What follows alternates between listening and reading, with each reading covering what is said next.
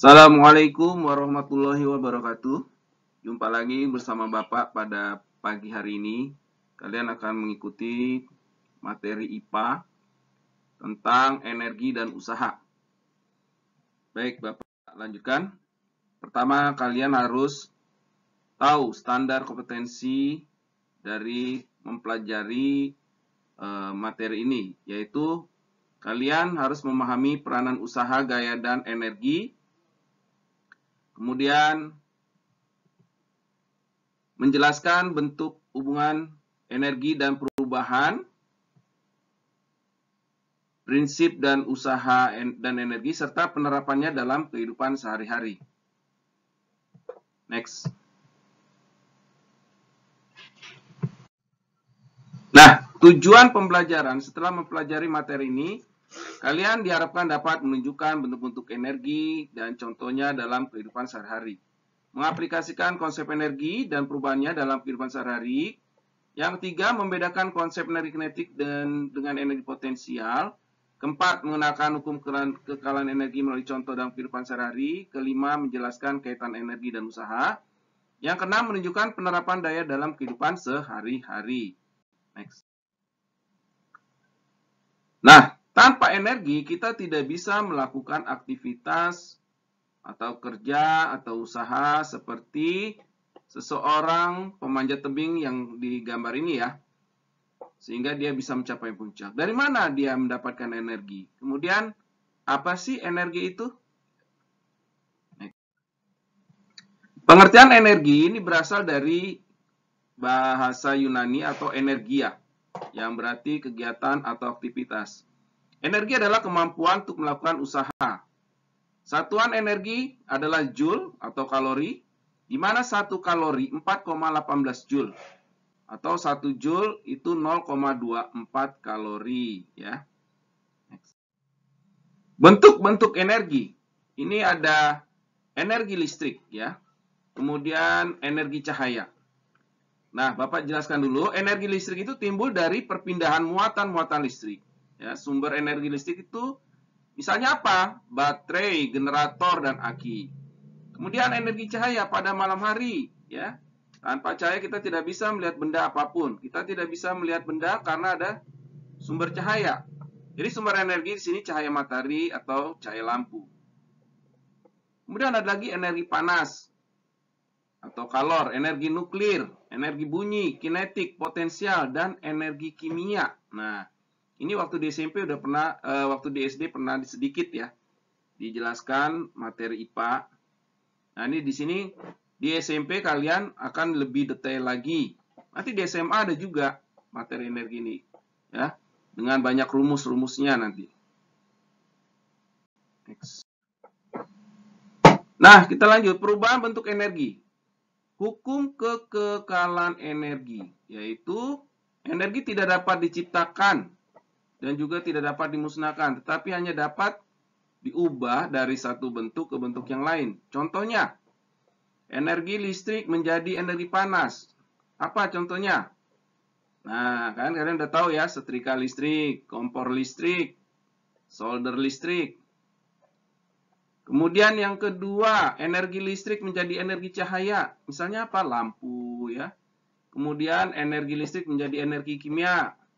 Misalnya apa? Penyetruman atau pengisian aki. Dan kemudian yang terakhir, energi cahaya menjadi energi kimia. Nah, ini dalam tumbuh-tumbuhan, yaitu fotosintesis. Next. Nah, di sini ada energi kinetik ya. Nah, Bapak jelaskan, mengapa peluru yang keluar dari sebuah senapan sangat berbahaya jika mengenai manusia? Padahal massa peluru hanya beberapa gram. Nah, di sini kita udah mulai nih. Mulai masuk ke rumus ya. Ini ada massa. Jadi energi kinetiknya atau energi gerak ya. Di sini yang kita akan bahas tentang energi kinetik. Jadi meskipun massanya kecil, peluru yang keluar dari senapan memiliki energi yang sangat besar. Hal ini disebabkan peluru tersebut mempunyai kelajuan. Nah, ini kelajuan ya, ini V. Yang sangat besar, jika massa peluru tersebut diperbesar dengan gaya yang sama, energinya akan semakin besar pula. Nah, Energi apa yang dimiliki peluru yang keluar dari senapan?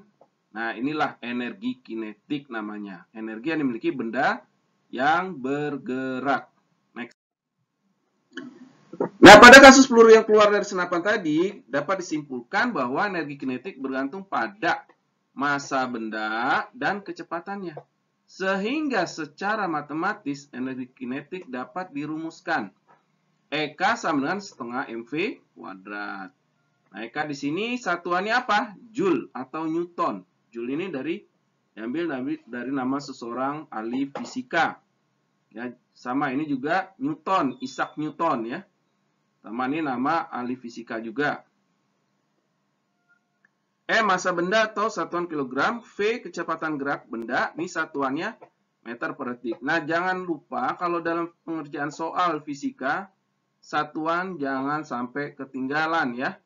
Dia harus ada satuannya. Kalau tidak ada satuannya, maka jawaban kalian salah. Ya, next. Nah, ini ada contoh soal energi kinetik. Ya, sederhana. Mudah-mudahan kalian paham ya.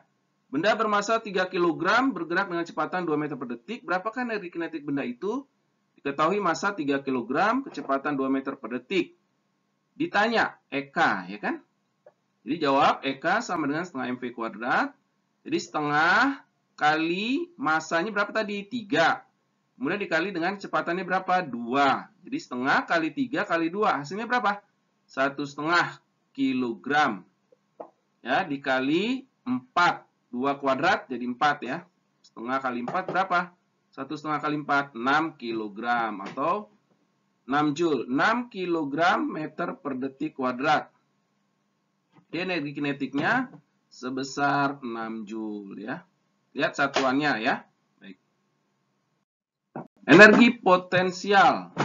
Nah, mungkin untuk pembahasan energi potensial nanti ya. Nah, ini energi potensial. Ini apa? Adalah energi yang dimiliki secara matematis ya. EP sama dengan M kali G kali H ya, di mana M itu massa satuan kilogram, G itu percepatan gravitasi, H itu ketinggian. Jadi EP sama dengan M kali G kali H. Kelihatan ya sini? Ya, artinya energi potensial ini adalah energi diam ya.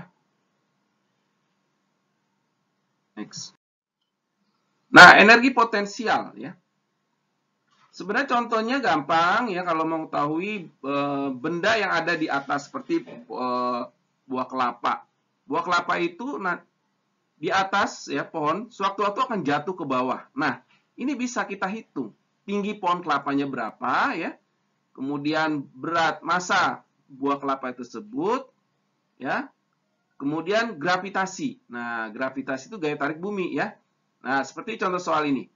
Sebuah lukisan yang massanya 2 kg tergantung pada dinding setinggi 3 meter. Jika gravitasi bumi 10 meter per detik kuadrat, berapa energi potensial dimiliki lukisan tersebut? Nah, pembahasannya seperti ini. Diketahui M 2 kg, ya, massa, H tinggian 3 meter, G gravitasi 10 meter per detik kuadrat. Ditanya apa? EP. Dijawab EP sama dengan M kali G kali H.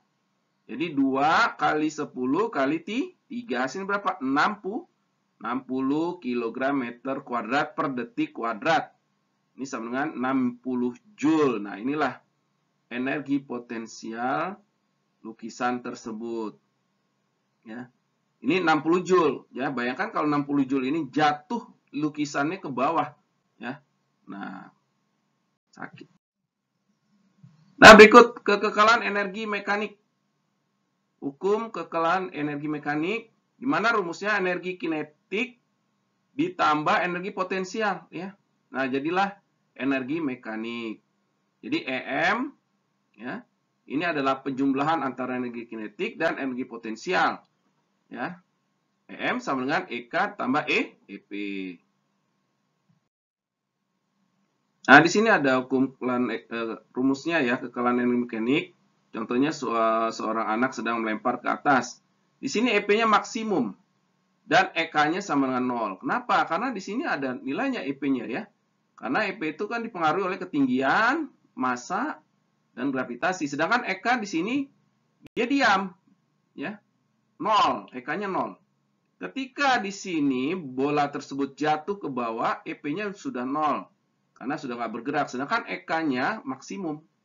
Ini ketika bola dilempar vertikal ke atas. Nah ini, kekekalan energi mekanik ketika kedudukan 1, kedudukan 2, kedudukan 3.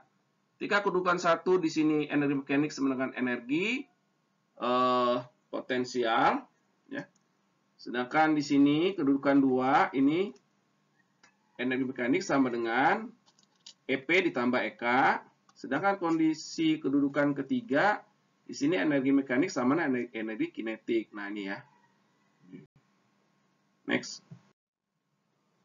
Nah, di sini contohnya ya. Contohnya kalian bisa lihat sebuah benda jatuh tanpa kecepatan awal ya. Terus nah, ini nanti kalian Bapak bahas lebih lanjut nanti ya. Nanti dibahas di materi berikutnya ya. Jadi Bapak lewatkan saja dulu. Nah, berikutnya usaha. Usaha berkaitan energi ya, berkaitan erat dengan energi. Jadi kata usaha itu sering diartikan sebagai membuat suatu perubahan. Nah, di sini lihat sebuah traktor ya. Ya. Ini juga ketika mobil menarik beban mengakibatkan beban berpindah tempat, maka mobil kata melakukan usaha. Tentunya mobil memiliki energi yang menghasilkan gaya tarik sehingga beban berpindah tempat. Perhatikan di sini ada gaya, ada berpindah. Jadi usaha itu nanti next. Nah, seperti ini ya, Budi dan Buddha mendorong mobil sehingga mobil bergerak dan berpindah tempat. Ingat nih kata-kata. Ya. Kemudian Tiwi mendorong tembok, tapi tembok tetap diam, tidak berpindah. Ya, next. Nah, inilah. Jadi dari tadi ada gaya dan perpindahan, maka usaha itu W sama dengan F kali S. W itu usahanya satuannya apa? Joule. Gaya satuannya Newton. S perpindahan satuannya meter. Nah, di sini ada contoh soal. Handoko mendorong meja dengan gaya 90 Newton sehingga meja berpindah sejauh 4 meter. Berapa usaha yang dilakukan Handoko? Nah, tinggal masukkan ke rumus ya. Jadi F-nya 90, S-nya 4 meter, maka W sama dengan F kali S. 90 kali 4, berapa?